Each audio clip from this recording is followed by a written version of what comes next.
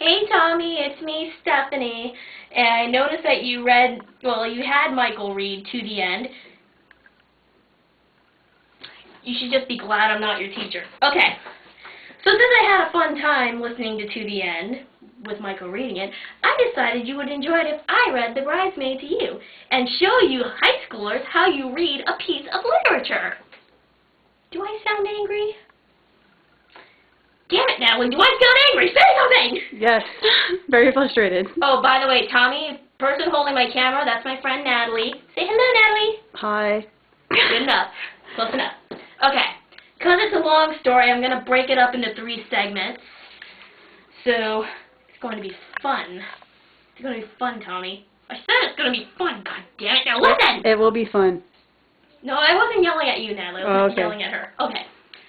No, without any further ado, The Bridesmaid. The author's note reads as follows. Well, I wanted to try something new that I can put up on that new writer site that I joined. It's a mixture of a story that my teacher told me in sophomore year of high school and, regrettably, from true events in my friends' lives. This is my way of getting out how I feel and even getting my revenge on the people involved. This whole thing is a combination of my 2 friends as well as my own feelings about the situation. End author's note. Envy not a sinner's fame, for you know not what disaster awaits him. Sirach, chapter 9, verse 11. My dress was too tight. I realize I'm a little overweight, but come on. I know it's not that hard to find a size 16 for that lovely hot pink dress. The wedding coordinator motioned me to stop fidgeting and to get ready to start the procession down the aisle. I stood next to Barry, my arm linked in his, and we waited for the music to start. Barry was supporting himself on his right leg, leaning away from me. Yeah, I know. The last thing he'd want is to be going down the aisle with me. He was hoping it was someone with big boobs, tiny waist, yet possessing a big, juicy, stellar ass, too.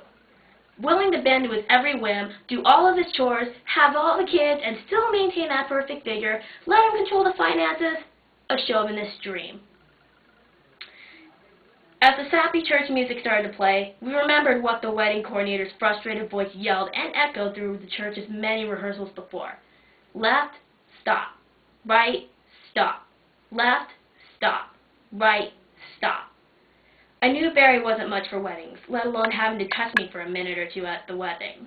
But I knew he could fake a smile. He does that every time I see him trying to hit on a chick.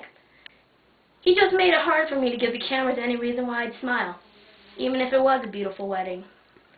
My eyes wandered around, hoping to see Jose somewhere. I walked down the aisle and I saw the side of one of the pews. Hanging off of the pew was this intricate arrangement of flowers. It was literally a sight for sore eyes to see something that isn't hot pink. I wanted to reach out and touch the white rose. A petal fell off as I passed by. I noticed that amongst the roses were lilies and winter jasmines, giving not only a beautiful sight but a deeply intoxicating scent, the mix of roses, lilies, and jasmine. Even the guys wanted to reach out and pluck these flowers so they can have the scent to themselves and immerse themselves in it, leaving the arrangement of flowers incomplete and smelling less inviting. I'm sorry, Tommy. That's the next door neighbor's little kid. So say hi. What's her name again? I'm sorry. Kiara. That's Yara. She wants to get in. I don't know if I can finish the story in time for her to get in. Because there's 3 pages, and you know me. I don't know when to shut up. Anyway, so if you hear her again, that's her. So just say hi to her and all that stuff. Okay. He let go of my arm. Thank God. Barry's cologne was starting to make my allergies act up. I stood at the last step of the altar and I saw Kelly coming up to get the second to last step. I guess it makes sense that I was on the bottom of the bridesmaid hierarchy. The congregation stood up. She had both of her parents hooked on either one of her arms. As the little flower girl threw their hands full of white rose petals, here comes the bridesmaid. Natalie, your toys are by your door. I don't even have to do anything to interrupt the flow of the story. That just cracked me up. Anyway. Yes. Here comes the bride. All dressed in white. That's good. Tell me another one. Are you laughing at that or at the fact that your toys are at the door? My toys are at the door. Nerd. Okay. Those heels hurt. $57 for a pair of 4-inch hot pink. Jesus Christ, what is so funny? Okay, this is not painful. Cool. Are you sure? Yeah, I was just laying down was just more painful. Okay, just tell me if you're not comfortable, okay? Okay. $57 for a pair of 4-inch hot pink high heels that I'm never going to wear again. I swear, at my wedding, we will all be wearing sneakers and Vans underneath our gowns. Hell yeah. Hell yeah. Because you can tell I wasn't exactly speaking as Angela there, I was speaking as myself. Okay. Why were they making us stand and at least the bride and groom got to kneel? I know the bride can kneel. Why don't we get to kneel or sit down? Damn Catholic ceremony. I present to you Daryl and Ariana Dillon, the priest announced. The crowd looks really happy. I mean seriously happy. Leaving puddles on the floor, they were so happy. The bride and groom, linked arm in arm, came down the steps of the altar to face their wet with tears friends and family. The maid of honor came down the aisle with her precious best man. Yes, Jason, nice to see you too. Then Agatha and Brian. Then Cora and David. Of course, Kelly and Gary. Oh, Barry and me. I hated that look he was giving me. He must have really hated sappy weddings. The salad was delicious. No expense spared, huh? It takes 6 months minimum to reserve this catering service here. Plenty of time to decorate this beautiful banquet hall with roses, lilies, and jasmine, right? It was only up for an hour or two, and petals, even whole flowers, were falling to the floor as little kids ran up and threw them around, having their own little wedding shower. I sat at my table, facing the arrangement of flowers in front of me. I made a decision to steal the flower arrangement in front of me. It was beautiful. I had to have it. I knew everyone in this room has had that same feeling. Angela, it's me, I heard Matthew say. God, I hope he didn't notice my breath starting to get fast. Hi, Matt, I heard myself say. I stood up to hug him. I love that cologne he was wearing. I've loved it since I smelled it on him in sophomore year of high school.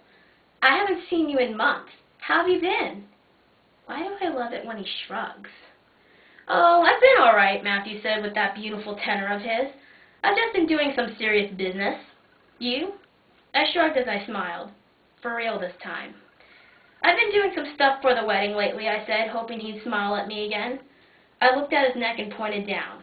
He looked down. What? Matthew asked. Where's that necklace I got you in senior year? I asked, pointing at his neck. You know, that little full moon I gave you. You always wore it. Matthew felt for his neck for the necklace, but then an enlightened look reached across his face. Oh yeah, I know. I left it at home. I mean, I love it and all, but I wanted to take it off for the wedding, you know? Trying to look formal and all. Yeah, I guess we all have to do things we don't normally do, huh?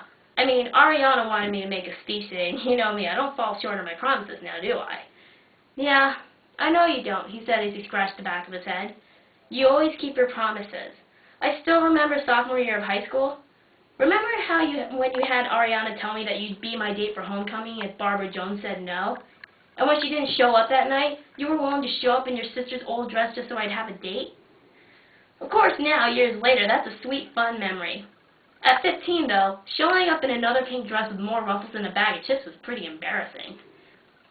And to think I would have jumped like a monkey in that dress if he asked me? His word is my command. Yeah, I do. Oh God, they're going to start the speeches. I'll talk to you later, okay, Matt? Don't wait for him, I heard myself think. Reach out for him now and hug him. One for the road. I could feel the shocked look on his face when I held him. I don't remember holding on to him that tight before. I saw Jose at the entrance of the hall. He nodded his head. Everything was in order. I pulled away from Matthew. I let him go as he walked away, fixing his tie. First off, I'd like to tell you how happy I am to be the maid of honor, Cecilia said into the microphone. I remember back in high school how you said I'd always be your maid of honor and that we'd be best friends forever. Oh, she told you that too? I've never been this happy before. I am so honored that you asked me to be here today as you declare your love for Daryl in front of your family and friends. You're the best, Ariana. I love you, girlie, and I always will. Good luck with you and Daryl. Cecilia sat down and hugged the bride from her seat. I watched as the microphone got passed down the line of Bridesmaid, offering their carbon copy sassiness. I felt my heart thundering in my chest as it got closer and closer to me. I could feel every pore in my body aching as I produced more sweat to keep my temperature under control. The microphone was right next to me. I didn't write a speech in case I chickened out. Okay.